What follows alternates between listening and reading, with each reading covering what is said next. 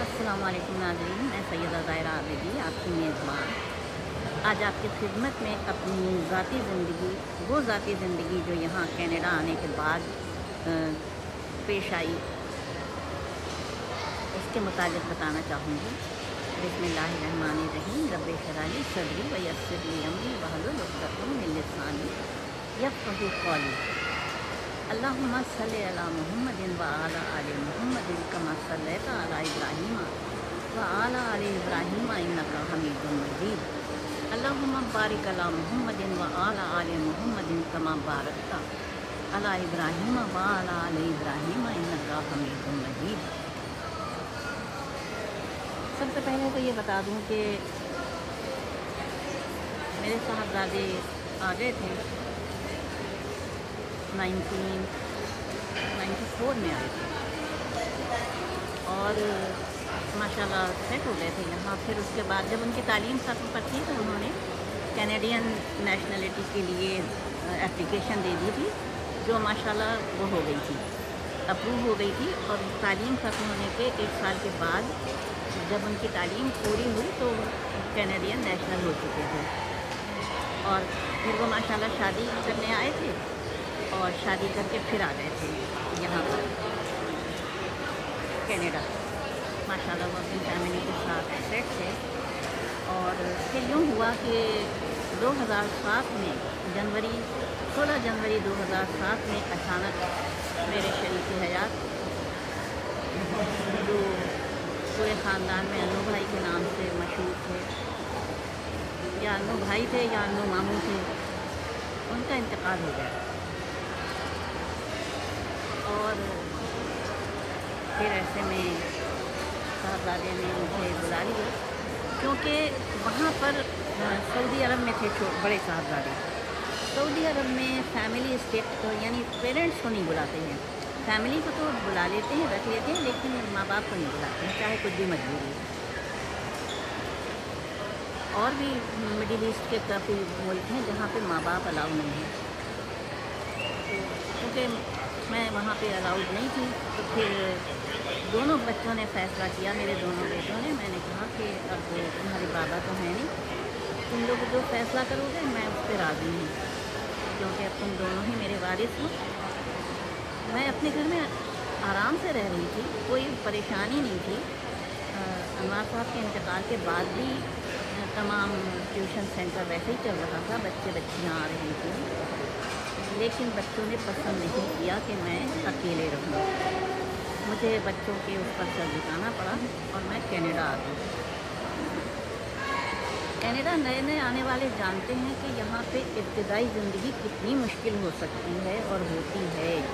सबसे पहली चीज़ तो ये नया सेटअप। आपको मैं छोटी सी बात बताऊँ, आप अपने घर के अंदर एक कमरे से दूसरे कमरे में अपना सेटअप ले जाइए, उसमें भी टाइम लगता है, ना कि एक मुल्क से हज़ारों मील दूर दूसरे मुल्क में आके बसना। बहरहाल ये टेस्ट था मेरे लिए। जैसे ही 2-4 हफ्ते कह लीजिए या इससे भी कम कुछ टाइम कह लीजिए कि मुझे पता चला कि मदरसे में दीनी असातिज़ा की भर्ती हो रही है। मैंने अपना CV तैयार किया और अपनी एप्लीकेशन भिजवा दी मदरसे की इंतज़ामिया। मुझे वहाँ से ऑफ़र आ गई कि आप आके इंटरव्यू दीजिए।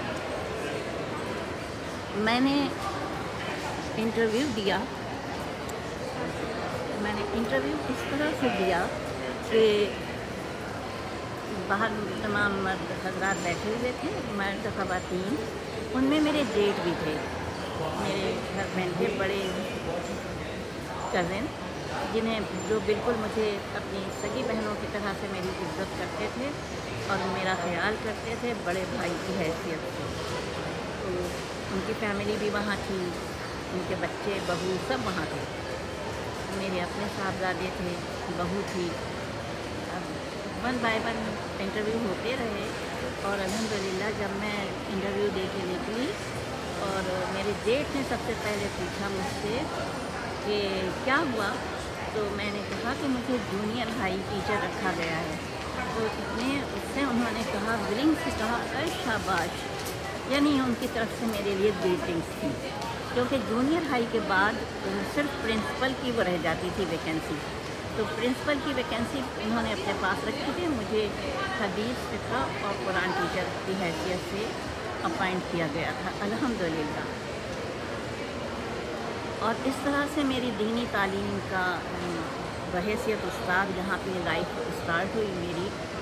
और अल्लाह ताला के फज़्ल व करम से स्कूल की ज़िम्मेदारी के साथ साथ यहाँ पर मैंने बेशुमार बच्चों को घरों पर भी पढ़ाया, परवरदिगार आलम के करम से। मुझे अच्छी तरह याद है, एक दिन मैं बैठी हुई थी वहाँ पर, मैं वॉक कर रही थी। मैंने बहू से कहा मैं वॉक करने जा रही हूँ। उसने कहा ठीक है जाइए। जब मैं वॉक कर चुकी और मैं बाहर भी निकल आई वॉक करके घर जाने के लिए, फिर मुझे लगा जैसे अभी थोड़ा सा मुझे वॉक और कर लेनी चाहिए। मैं आके अंदर बैठ गई तो एक चेकआउट के सामने बेंच रखी पड़ी हुई थी। मैं उस बेंच पर बैठ गई। चेकआउट पर एक खातून आई, उन्होंने चेकआउट पर रखना शुरू किया अपना सारा सामान, लेकिन वो साथ में सामान रखते हुए मुझे देखे जा रही थी।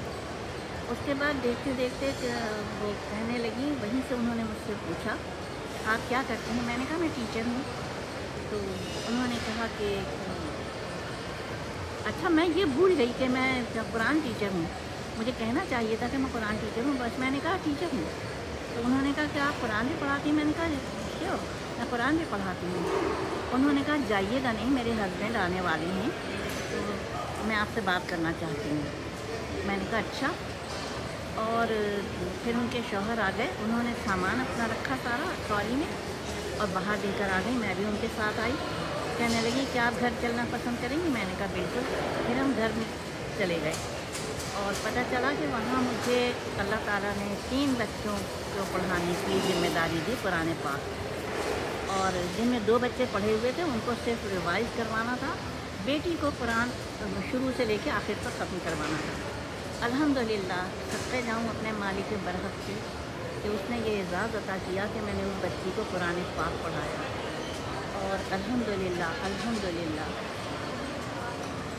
तो इस तरह से मेरी ये लाइफ थी कनाडा आने के बाद। तो मुझे बिल्कुल भी उसका नहीं एहसास हुआ कि कब टाइम गुज़रा, कैसे गुज़रा। अब माशाल्लाह अल्हम्दुलिल्लाह कि मैं खुदा के घर जाने पे बैठी हूँ, आखिरी किनारा है ज़िंदगी का।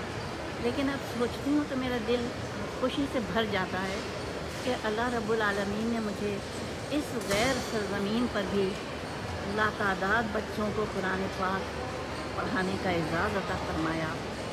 बाज़ बच्चों को तो अलिफ से लेके पढ़ाया और बाज़ बच्चों को कुछ वो आगे बढ़ गए थे उनको पढ़ाया। और अल्हम्दुलिल्लाह अल्हम्दुलिल्लाह ये एज़ाज़ परवरदिगार ने मुझे आज भी अता किया हुआ है। और इसके साथ में इजाज़त चाहूँगी। खुदा हाफिज़। एक बात और बता दूँ कि मैं मॉल में इसलिए आ जाती हूँ अक्सर मूवी बनाने को, मेरा घर में बैठने का दिल नहीं चाहता है। यहाँ पे घर में घरेलू लोग नहीं होते हैं, जो सुबह होती है सब अपने अपने काम से निकल जाते हैं। तो अब बताइए एक सीनियर के लिए कराची की ज़िंदगी क्या है? आपको मालूम है ना कि कराची क्या है या पाकिस्तान। वहाँ पे औरत के पास कितना टाइम होता है पड़ोसियों से बातें करना, पड़ोसियों से। तो अल्हम्दुलिल्लाह मैंने यहाँ के माहौल में अपने आप को एडजस्ट किया और खुदा ताला ने मेरी मदद की। और इसके साथ खुदा हाफिज़, फ़ी अमान अल्लाह।